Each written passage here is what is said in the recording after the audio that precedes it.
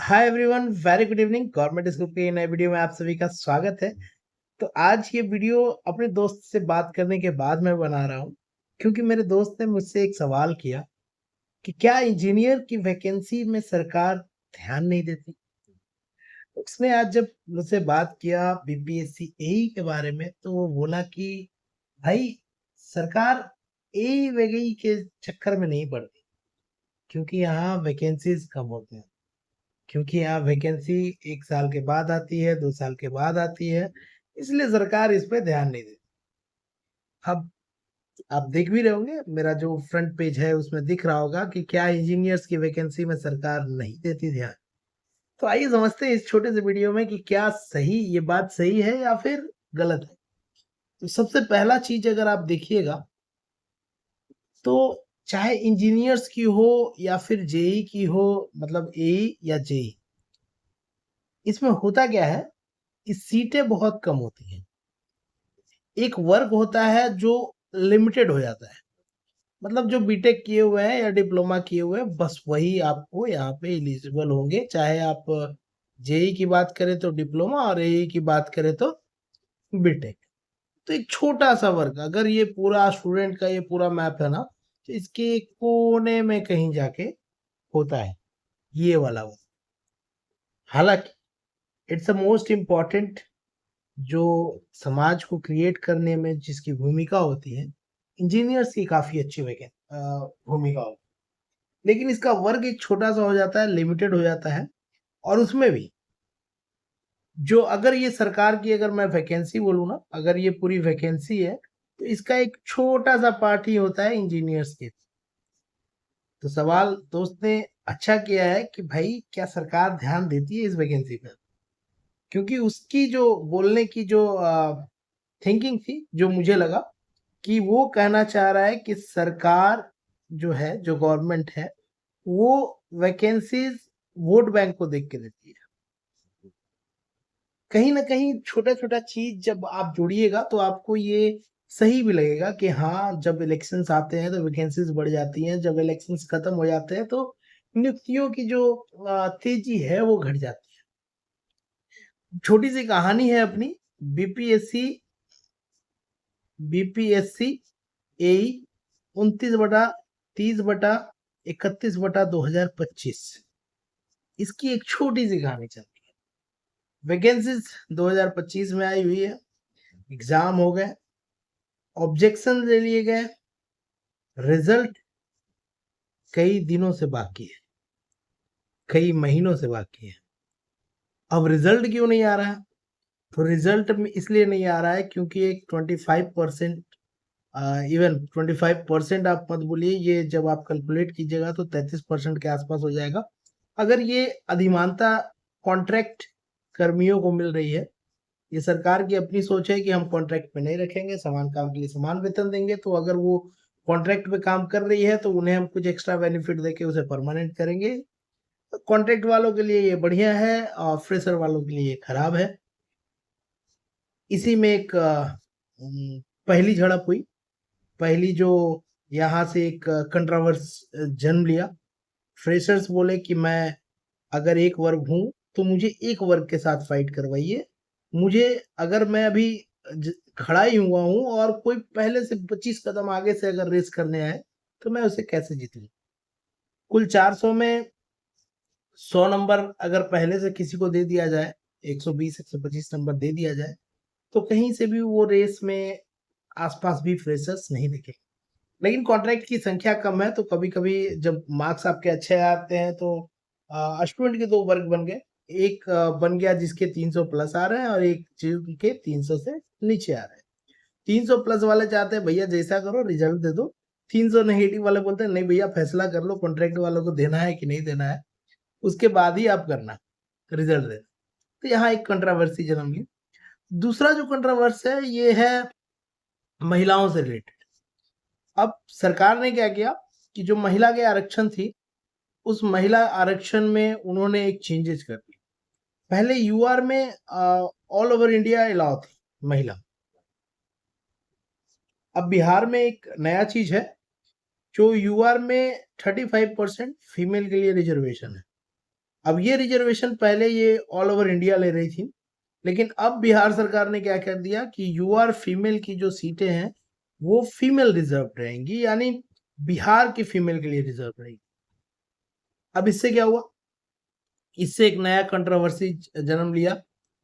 UP, Jharkhand, आसपास की जो महिलाएं थी जो यूआर में फॉर्म भरी थी, जैसे ही उनको ये 35% का हाथ से निकलता हुआ दिखा, तो एक अलग केस बन गया और एक अलग केस फाइट हुई। तीसरी चीज जो सबसे मोस्ट इंपॉर्टेंट है, वो आया रीयूज का मैटर लेके। अब रीयूज क्या होता है, अगर आप मेरे वीडियो अगर चैनल पे आप बने हुए हैं तो आपको पता होगा कि रीयूज क्या है, और अगर इस वैकेंसी को आपने अप्लाई किया होगा तो सबसे ज्यादा अगर चर्चा है किसी चीज की तो वो है रीयूज की। अब इसको अगर आप सिंपल भाषा में समझे तो सपोज करते हैं कि ए और बी दो वैकेंसीज हैं, ठीक है। एक एक्स नाम के लड़के ने ए में भी अप्लाई किया, बी में भी अप्लाई किया, और ये कॉन्ट्रैक्ट एम्प्लॉय है, ठीक है, कॉन्ट्रैक्ट। अब ए का रिजल्ट यहाँ पे है, सपोज पीटी हुआ, मेंस हुआ, या जो आप बोलिए, उसके बाद डॉक्यूमेंट वेरिफिकेशन हुआ, फिर आपकी ज्वाइनिंग हुई। जब तक ये यहाँ तक पहुंचता तब तक इससे पहले ही यहाँ पे एक फॉर्म भी आ गया। अब ये जो कॉन्ट्रैक्ट बेनिफिट यहाँ पे इसने ले रखा था, अभी तक सिंस इसकी ज्वाइनिंग नहीं हुई तो यहाँ भी उसने कॉन्ट्रैक्ट का बेनिफिट जो 25 मार्क्स है अधिमानता, उसका इसने बी फॉर्म में भी ले लिया। अब यहाँ पे भी जा रहा है और यहाँ पे ज्वाइनिंग जा रहा है। अब रिजल्ट आया, इसकी जब एग्जाम हो गई और इसका ज्वाइनिंग होने लगा, तो इसमें इसको 25% मार्क्स के आधार पे इसकी ज्वाइनिंग हो गई। अब उसे ये डिपार्टमेंट पसंद नहीं आ रहा। अब एग्जाम्पल मैं बता दूं, अभी केस में है पीएचईडी जो अपना पब्लिक हेल्थ इंजीनियरिंग डिपार्टमेंट है, और यहाँ पे अभी आरसीडी होगा, ग्रामीण कार्य होगा। तो अब जो पीएचडी में सेलेक्ट हुए हैं उनको पीएचडी अच्छा नहीं लग रहा है, उनको आरसीडी में जाना है और उनका राइट्स है, अगर वो फॉर्म भरे हैं तो उनका हो, अगर मार्क्स अच्छे हैं तो वो अपना डिपार्टमेंट चेंज कर लें। लेकिन यहाँ सवाल फिर यही आ जाता है कि ये 25% से अगर ये ज्वाइनिंग ले चुके हैं तो यहाँ पे 25% उन्हें क्यों मिले। तो ये एक तीसरा कंट्रोवर्सी यहाँ पे आ गया। चलिए अब चौथा कंट्रोवर्सी आपको समझाते हैं। चौथा कंट्रोवर्सी एक नया रुख लेके आया। अब इसमें क्या हुआ कि जो इंजीनियर्स थे, अब आप बिहार सरकार में देखिएगा तो जो इंजीनियर्स हैं वो काफी स्वरूप में यहाँ काम करते हैं। अब सबसे पहला तो इंजीनियर्स में दो पार्ट में कर लूं, पहला बिहार गवर्नमेंट और दूसरा जो अदर है, सेंट्रल है, पीएसयू है, वगैरह वगैरह, ठीक है। अब बिहार में भी जो इंजीनियर्स हैं उनके कई नाम हैं। एक जगह आपके अगर सहायक अभियंता है तो एक जगह कार्यपालक अभियंता भी होंगे, कहीं अथी भी होंगे, मतलब अलग अलग नामों से यहाँ पे प्रोजेक्ट इंजीनियर भी होंगे, परियोजना अभियंता भी होंगे, तो बहुत सारे नामों से यहाँ पे चल रहा है। तो एक कंट्रोवर्सी जो बिहार जब फॉर्म निकला तो उसमें ये बताया गया कि सहायक अभियंता के पद पे अगर कोई पोस्ट होगा तो उन्हीं को ये अधिमानता मिलेगा, अदरवाइज नहीं मिलेगा।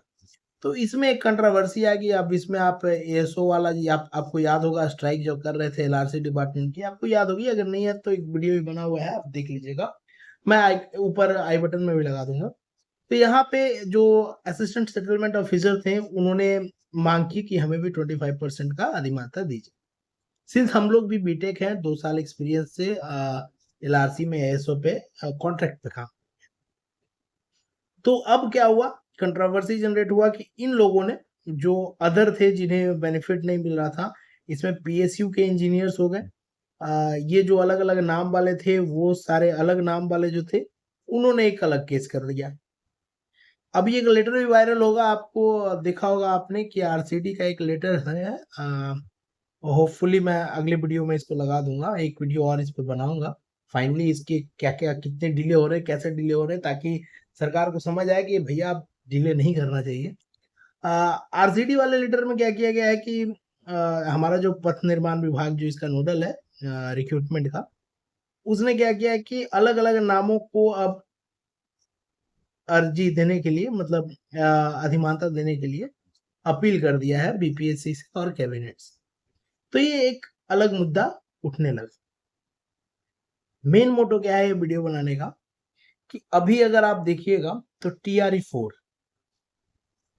एग्जाम्पल दे रहा हूँ। मेरा दोस्त ने ऐसा क्यों बोला कि भाई सरकार इंजीनियर्स पे ध्यान नहीं देती, तो TRE 4 के लिए वैकेंसी जो 32,000 प्लस है, 32K है, वहां अगर धरना दे लोग दे रहे हैं और बस कुछ न्यूज में आ रही है, तो इसके लिए वैकेंसीज क्रिएट कर दी गई, नोटिफिकेशन आ गया।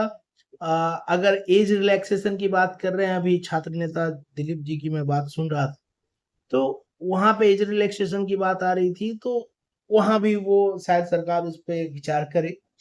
लेकिन इंजीनियर्स की जो 1,000 की सीटें हैं, अब याद कीजिएगा, आपको बता दूं कि 1,000 प्लस की सीटें 2017 में आया था, उसके बाद सीधे 2025 में आया, बीच में इक्का दुक्का 20 50 100 4 5 ऐसे करके आ रहे हैं, लेकिन जो मेजर है यही दोनों में आया है। अब बताइए, 2017 का अगर आप बात करें, जो बीपीएससी 2017 में ए लिया था, उस पे केस फाइनल हुआ था अभी 2025 में, और ज्वाइनिंग हुई है 2026 में। ठीक है, तो सरकार ने जो अभी कैलेंडर जारी किया है, अभी आप बीपीएससी का जो कैलेंडर देखे होंगे, तो उसमें सरकार ने जो एई वाला 29/2025 में उन्होंने लिखा है कि ऑनरेबल हाई कोर्ट ने इसका जो है ना स्टे लगाया है, और जब तक ये स्टे हटता नहीं है तब तक हम रिजल्ट देंगे, बीपीएससी का कहना है। ठीक है, अब स्टे केसेस इतने सारे ऊपर में केसेस आपको मैंने बताया है, कहीं फ्रेशर्स ने केस किए हैं, कहीं कॉन्ट्रेक्चुअल स्टाफ्स ने केस किया है, कहीं महिलाओं ने केस किया है, कहीं रीयूज पे केस चल रहा है, कहीं आरक्षण को लेके चल रहा है, कहीं कुछ का, लेकिन हर वैकेंसीज में केस होती है, ये आम बात है। लेकिन सोचिए, एक जगह जहां TRE 4 में अभी वैकेंसीज ठीक से एकुमुलेट कंसोलिडेट भी नहीं हुआ था, वहां वैकेंसीज क्रिएट करके नोटिफिकेशन तक जारी कर दिया गया। क्यों? क्योंकि वहां संख्या ज्यादा है, यहाँ संख्या कम है, इसीलिए इस पे ध्यान थोड़ा सा कम शायद सरकार दे रही है, क्योंकि लास्ट मोमेंट है यार, बस रिजल्ट देनी है आपको। रिजल्ट के लिए आई थिंक, मेरे मेरे नजर में जहां तक दिखता है कि हर महीने में 3 4 बार 5 बार 6 बार RCD बीपीएससी के चक्कर स्टूडेंट लगा रहे हैं कि भाई रिजल्ट दे दो। सवाल यहाँ भी आप थोड़ा सा कंट्रोवर्सी जनरेट हो जाएगा, वही मैं जो पहला वाला बताया, कि जिनके 300 प्लस है या 270 प्लस है, वो चाहते हैं कि भैया रिजल्ट दे दो, ज्वाइनिंग होना है, हम कर लेंगे, मेरी तो हो जाएगी। तो वो चाहते हैं कि रिजल्ट जल्द से जल्द दे दे। लेकिन जो बेचारे कम है, 250 के आसपास है, वो सोचते हैं कि कैसे हूँ, अगर कॉन्ट्रैक्ट वाला यूज खत्म हो जाए तो बाद में अगर रिजल्ट आए तो हमें मिल जाएगा। लेकिन इसकी संख्या काफी ज्यादा है इसके कंपैरिजन में, क्योंकि ये कहीं ना कहीं हार मान के अब दूसरे एग्जाम में बैठे हुए हैं, तैयारी कर रहे हैं।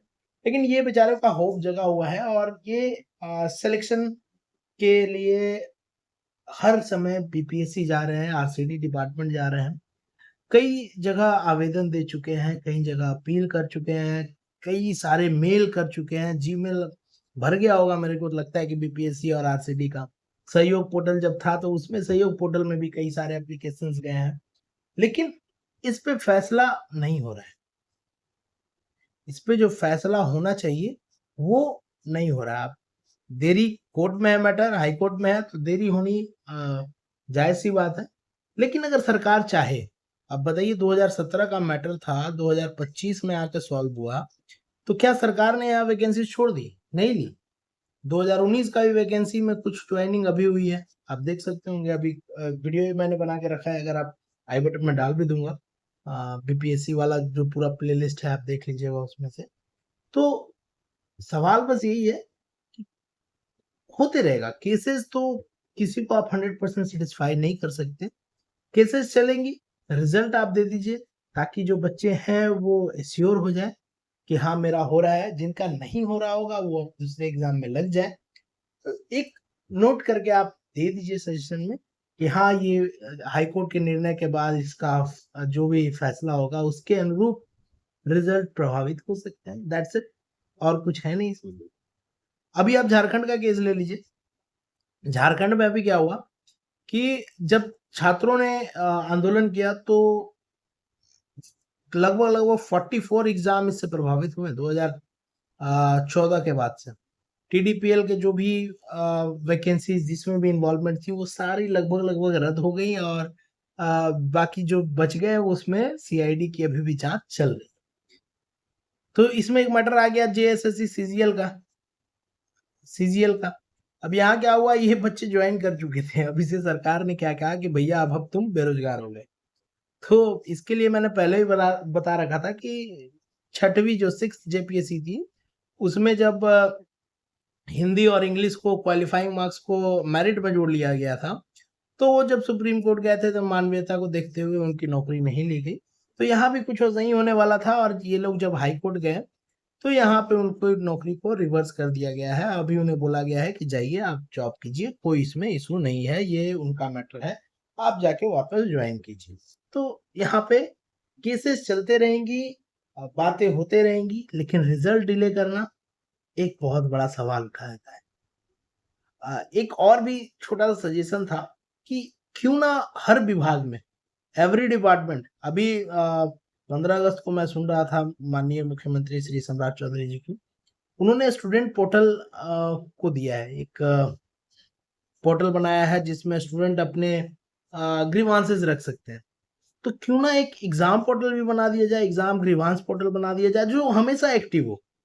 और ये एग्जाम ग्रीवांस पोर्टल को हर डिपार्टमेंट के एक नोडल पदाधिकारी उसे रन करें जो कि एक आईएएस हो, और इसमें पहले अगर एप्लीकेशन आपका गिरता है तो उसे पारदर्शिता दिखाएं, वेबसाइट पे डालें, और उस पे क्या एक्शन गवर्नमेंट ले रही है, कहाँ पे जीएडी के रूल्स फॉलो नहीं हो रहे हैं, कहाँ रिजर्वेशन के रूल्स फॉलो नहीं हो रहे हैं, उसको दिखाया जाए। तो मेरे ख्याल से हाई कोर्ट का जो ये मैटर्स है ना, इतने सारे केसेस है ना, वो कहीं ना कहीं बहुत हद तक गिर जाएगा, घट जाएगा।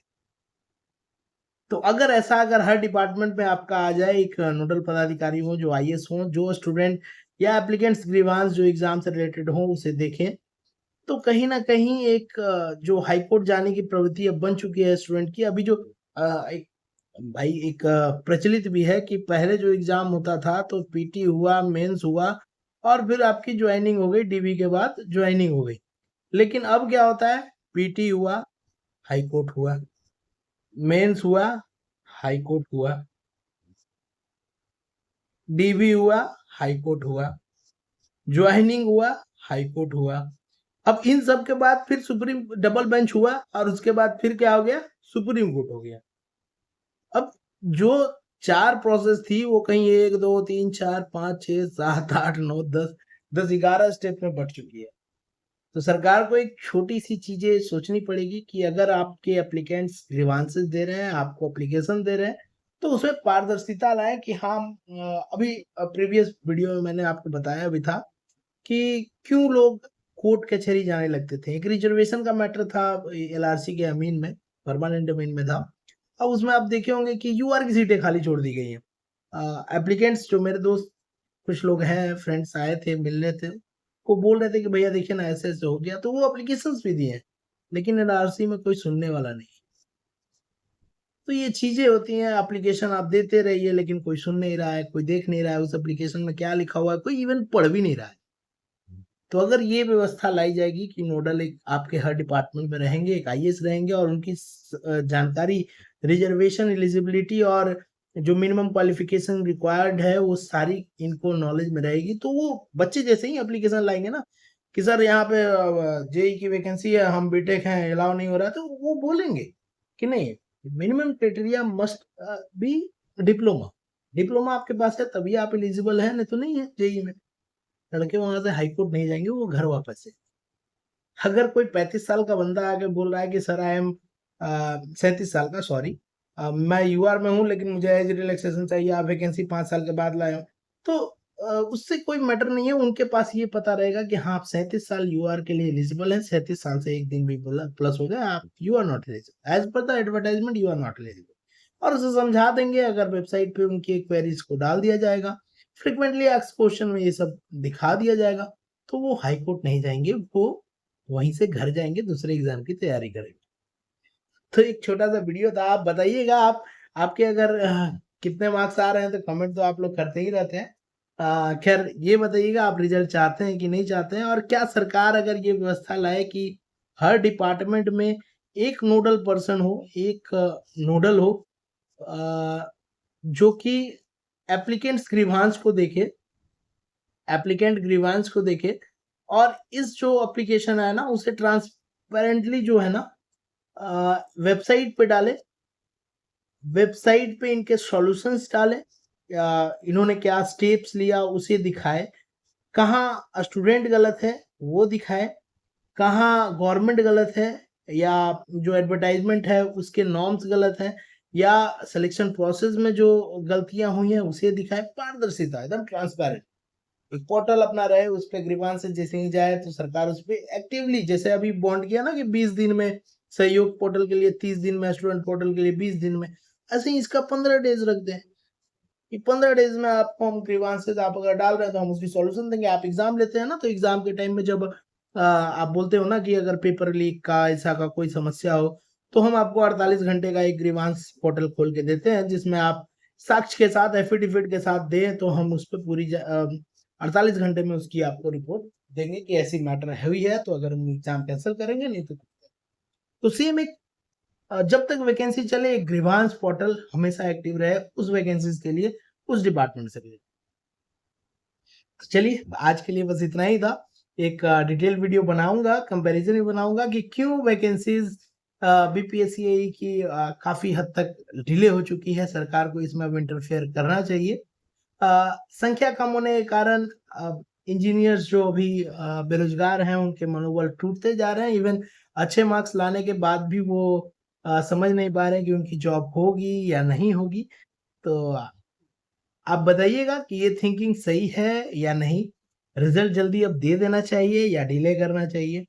क्यों सरकार कहीं सरकार वोट बैंक के लिए तो सिर्फ वैकेंसीज नहीं लाती, कहीं उनकी मंशा अब इसे खींच के अगले चुनाव तक तो जाने की नहीं हो रही है।